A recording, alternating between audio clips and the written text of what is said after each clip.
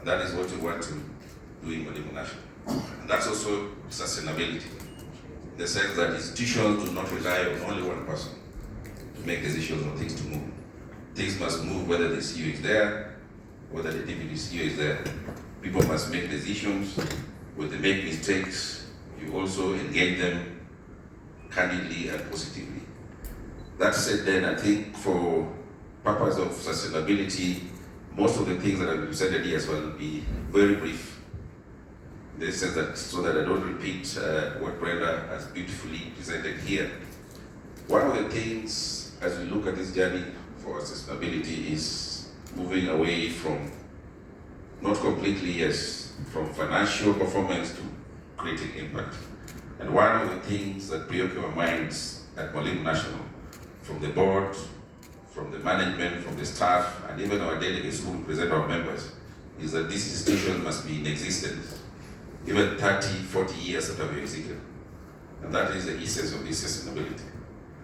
And if we do that math, then if we say in next 10, 15 years, actually half of this room will not be leading this institution. So we want to create a path whereby there is continuity even for those who actually will ascend to the leadership of the institution and make it even better than the way we found it. So aspiration basically has been guided by the fact that Mwalimu National is a brand, a national brand that must be sustained, a national brand that actually should serve the members. And we look at even our corporate strategy, the way we arrange our key result areas, the customer centricity sits at the top.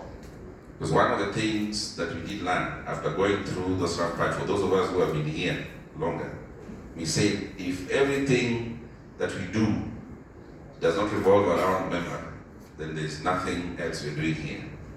It's all about our customers. If they're happy, then the business will grow.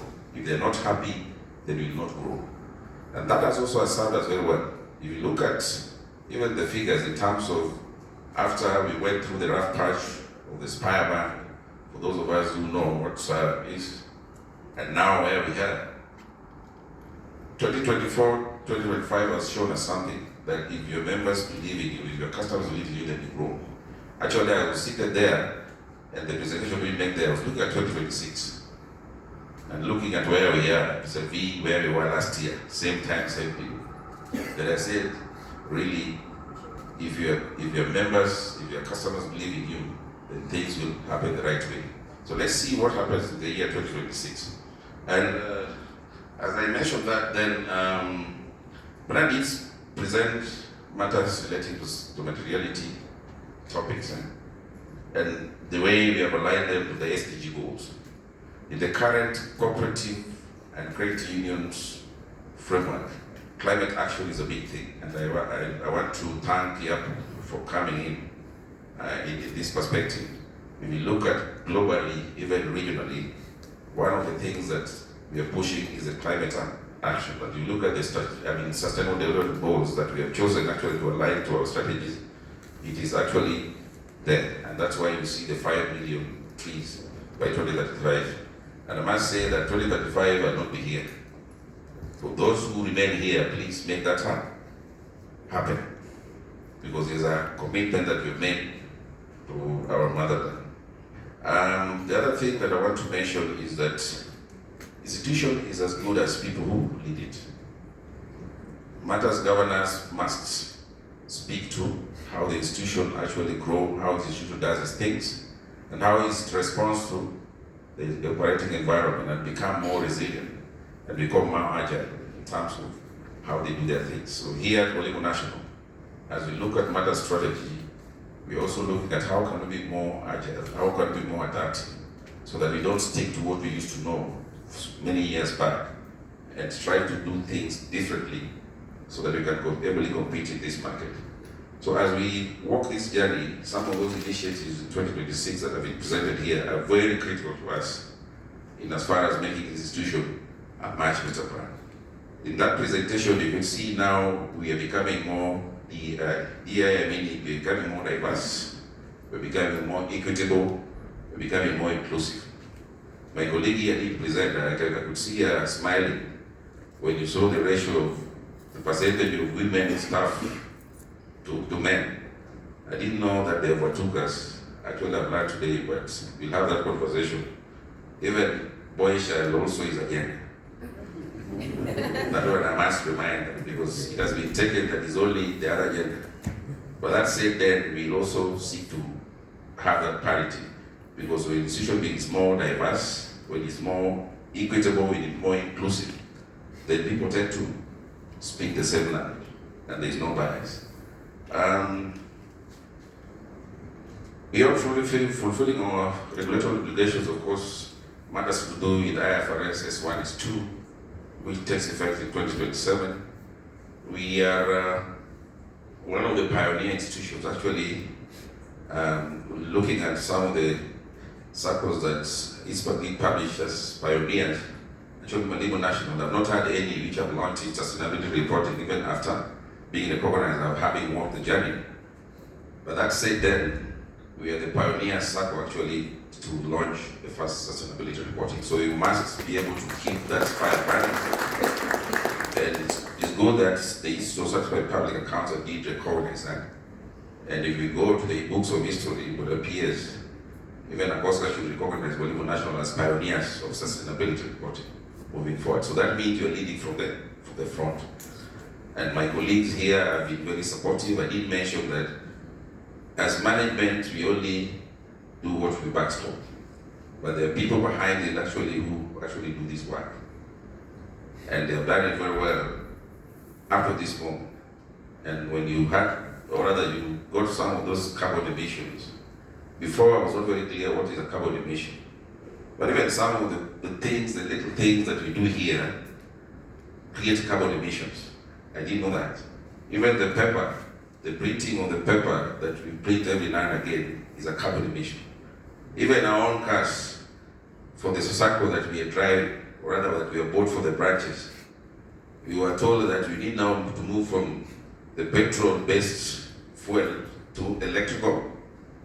So I think in 1 or 2 years, when you start seeing us having those electrical cars, then it will be also part of the strategy. Those small things actually contribute to the carbon credits, but we want to see in the next year and beyond how do we, work on that to ensure we reduce it down and ensure that even our data actually speaks to that milestone. Of course, service to members remain very important, as I mentioned that. And in all this that we are doing, we are not doing it for the sake of just sustainability. What we are looking at is what is the value to the membership. And I had mentioned there before, from financial reporting to creating impact. We will now disintegrate even to measure the level of financial wellness of our members, even in terms of the credit that we do give. Do they contribute to the financial wellness of our members, or they're making them worse? And those are some of the things that we want to speak to, so that at the end of a member journey in this institution, from the start to the end, and of course our members actually, even if they retire, you still remember a member, they can have something positive to speak about the Sacco.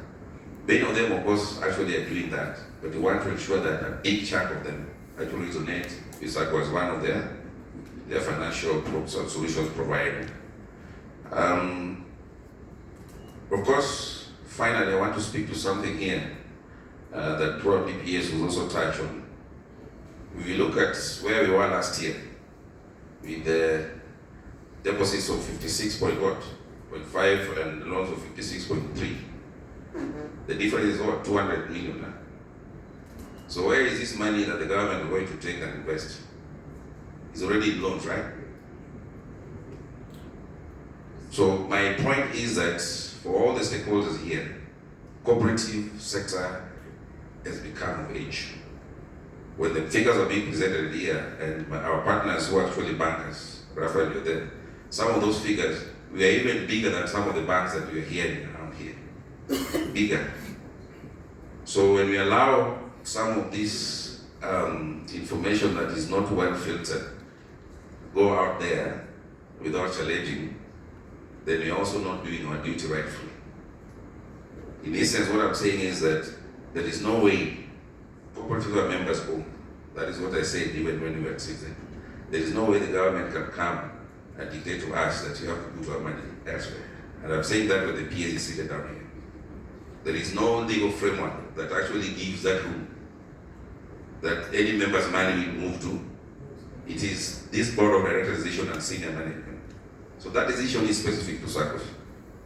So the message I want the delegates here, the people here to carry home, is that there is no such framework that allows that kind of thing that you're seeing on the social media.